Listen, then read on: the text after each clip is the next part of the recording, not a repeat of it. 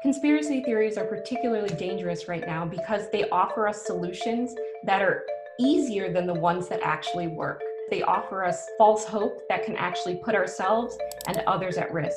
Conspiracy theories fills in blanks that science can't right now, that science doesn't have satisfying answers for. It also creates these opportunities because scientists often have to say, we don't know, or we have to change what we know based on new evidence. And somebody who is trying to discredit scientists can use that opportunity to say, look, they don't know what they're talking about, when really that's just part of science. People are frightened and alone. Misinformation gives them the illusion of control, gives them something concrete that they can do that protects themselves and others, even if it's just an illusion.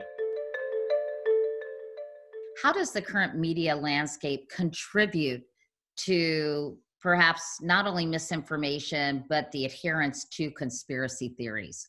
So I think social media has a lot to answer for when it comes to the spread of conspiracy theories and misinformation.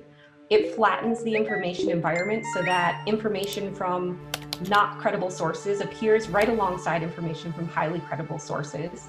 It can make it really hard to distinguish between those two. And then it also allows people to find others who believe the same conspiracy theory and provide the social support they need for those conspiracy theories to flourish. There are some studies suggesting misinformation spreads more quickly than accurate stories, and partly it's because it has all of these characteristics that call to our attention and encourage us to share it. The truth, on the other hand, has to stay within very clear-cut lines. What role does political partisanship play in how we receive and critique information? At the initial beginning of coronavirus, I don't think it was nearly as politicized. The risk is, as we see bigger partisan gaps between Democrat and Republican elites in terms of how they're talking about the virus, what we need to do in response, we're going to activate those partisan filters that all of us have so that any information on the topic is going to be interpreted through our partisan predispositions rather than objectively. When it comes to public health crises, I think that news organizations need to continue doing the best job they can to really emphasize the public health facts. So where do you go to get objective information? So luckily, for the most part, our health organizations still enjoy pretty high credibility across partisan lines.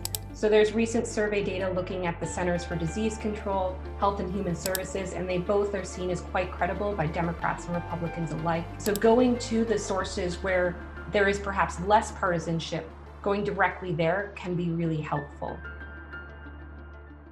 We're in a situation where President Trump doesn't always follow the advice of his own health experts, and that's a real problem.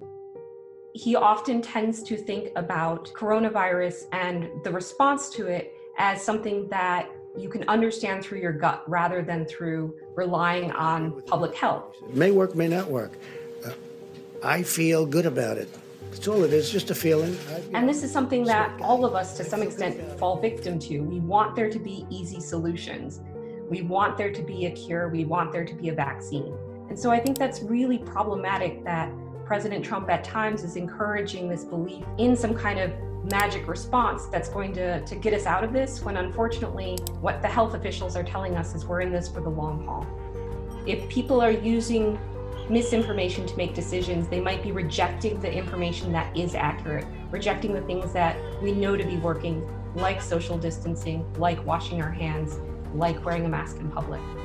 What is the best way to approach a friend or family member with whom you might not only disagree, but who is using false information? Start with a position of empathy and understanding. Especially for coronavirus, most people aren't spreading misinformation or believing misinformation maliciously. They're looking for answers just like the rest of us. So trying to validate their worldview without validating the misinformation can be really important to helping overcome some of those biases. If you can say, I understand why you might believe that, or I can see how this issue is really confusing, but here's the latest data from the CDC or some trusted organization, that can be more successful. It's particularly important right now to be really careful about distinguishing between high quality, accurate information and misinformation, because our behaviors have such large consequences. We need to take the time, an extra breath, when we consume information and make sure that it's accurate.